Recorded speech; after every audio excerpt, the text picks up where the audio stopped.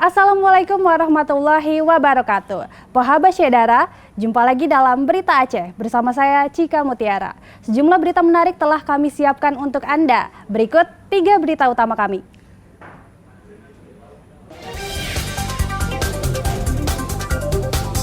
Penyelundupan 9 motor gede moge dari Thailand melalui perairan Aceh Tamiang digagalkan petugas Bea dan Cukai Langsa.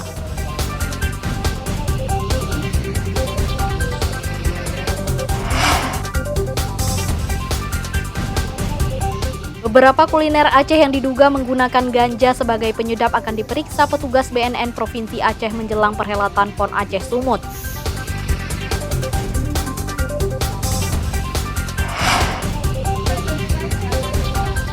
Sejumlah ibu rumah tangga di Nagan Raya bekerja sama mengolah eceng gondok menjadi berbagai kerajinan tangan yang bernilai ekonomis.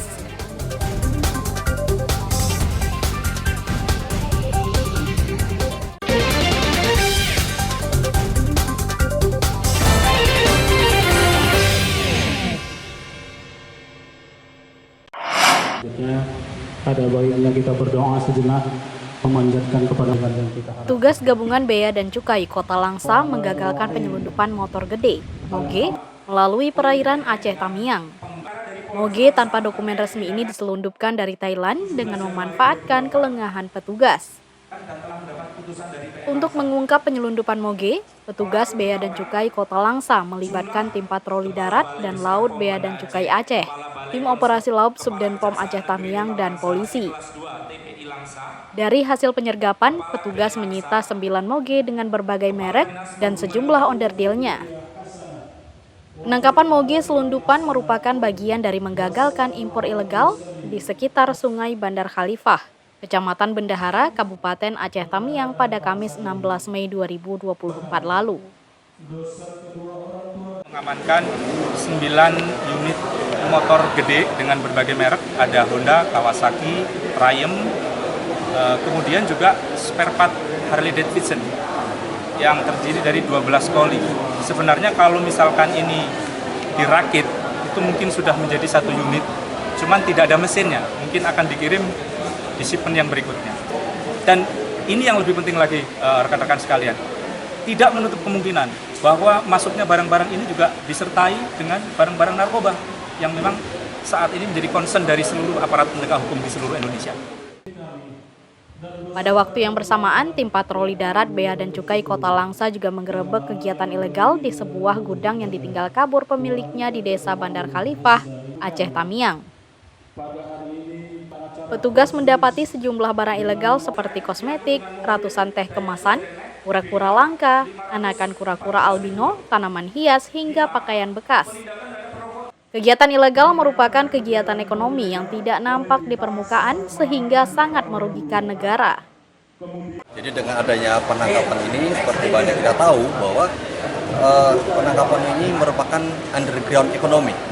Artinya kegiatan-kegiatan ekonomi yang tidak nampak di permukaan, sehingga penghasilan yang diperoleh oleh orang-orang yang menyelundupkan ini pun selama ini pasti belum terlaporkan di SPT yang bersangkutan, sehingga kami pun akan tetap membuka mata dan telinga kami, ikut mencermati prosesnya sampai dengan nanti ketemu siapa orangnya, kemudian kami juga akan gali potensi pajaknya dari orang yang bersangkutan. Perkiraan sementara nilai barang impor ilegal tersebut hampir mencapai 4 miliar rupiah.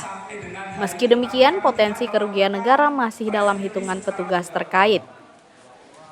Maimunzir melaporkan dari Langsa. Diangkut dengan mobil Daihatsu Grand BK 500.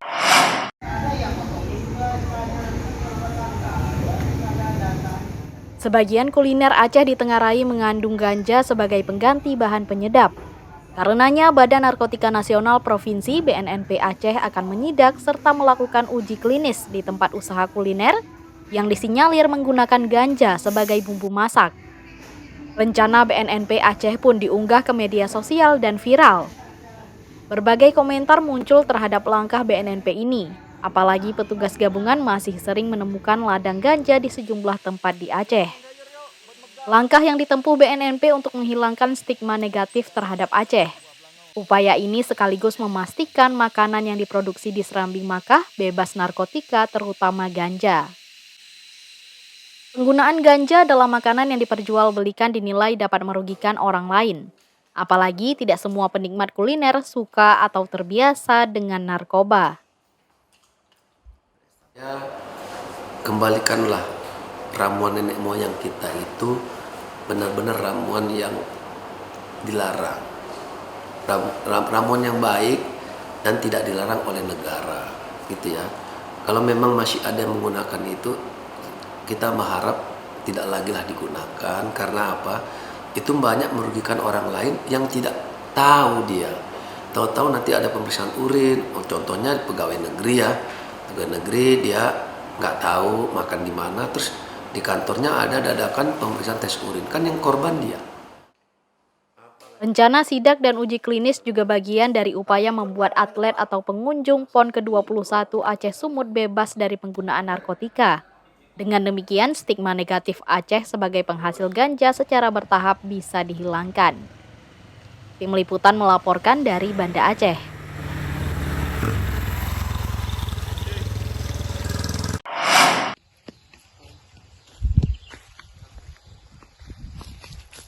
Harga cabai yang masih tinggi tidak selamanya harus dikeluhkan. Petani cabai di Aceh Utara justru meraup keuntungan besar dari harga cabai yang tinggi dan permintaannya meningkat. Petani bersama sejumlah pekerja begitu bahagia saat memanen cabai merah di kebun desa Alupapen, Kecamatan Nisam Antara. Harga cabai yang tinggi saat panen raya mendatangkan rezeki berlimpah bagi petani. Harga cabai merah pada tingkat petani merangkak naik selama sebulan terakhir. Kenaikan harga cabai merah diperkirakan akibat minimnya pasokan karena belum memasuki masa panen raya.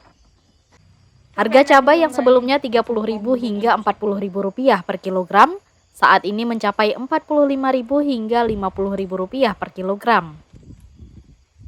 Harga cabai berarti sekarang pasaran sekitar 45 sampai 50. Itu naik apa turun? Alhamdulillah naik, ada kenaikan. Sebelumnya bang? Sebelumnya berarti di harga 40 sampai 35. Untuk hasil panen kita sendiri ini apa? Gimana? Ini panen sendiri berarti hari ini sekitar 30 kilo.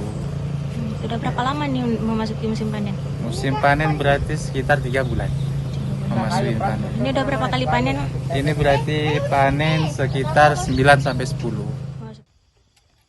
Dalam sepekan, Husni bisa memanen cabai merah hingga 2 kali. Setiap panen menghasilkan cabai merah hingga 3 kg. Cabai merah diambil langsung di lokasi. Cabai merah tersebut dipasok ke pasar seputar Lok Semawe dan Kabupaten Aceh Utara. Ramadan melaporkan dari Aceh Utara.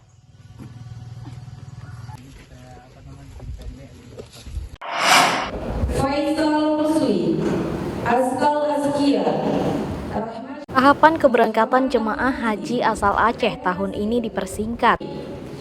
Aktivitas di asrama hingga perjalanan ke Bandara Sultan Iskandar Muda juga dipercepat demi meluangkan waktu kepada jemaah lansia beristirahat di dalam pesawat.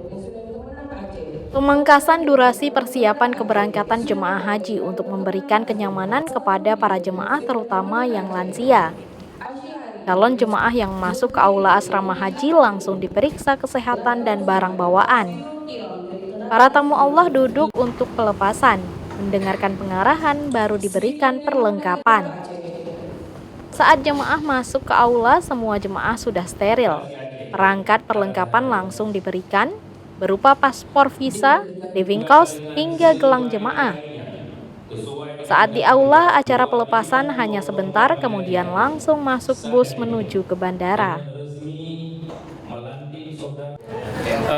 Kita lakukan sosialisasi dan simulasi hari ini agar semua panitia selaku petugas untuk memahami bagaimana cara pelayanan kepada jamaah dengan singkat, kemudian jamaah menerima layanan yang sangat bagus dengan istilah one stop service, jadi tidak lama.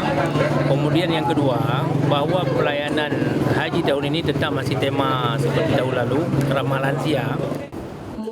Penyelenggaraan ibadah haji tahun ini akan mengutamakan keramahan terhadap jemaah lansia. Karenanya, durasi persiapan keberangkatan jemaah calon haji dipersingkat. Saat di asrama haji, jemaah lansia akan diinapkan di lantai dasar serta disediakan petugas yang siaga dengan kursi roda. Bus pengantar jemaah dari asrama haji menuju Bandara Internasional Sultan Iskandar Muda juga akan dibagi jadi 2 rombongan. 5 bus pertama langsung berangkat agar jemaah tidak terlalu lama menunggu di dalam bus.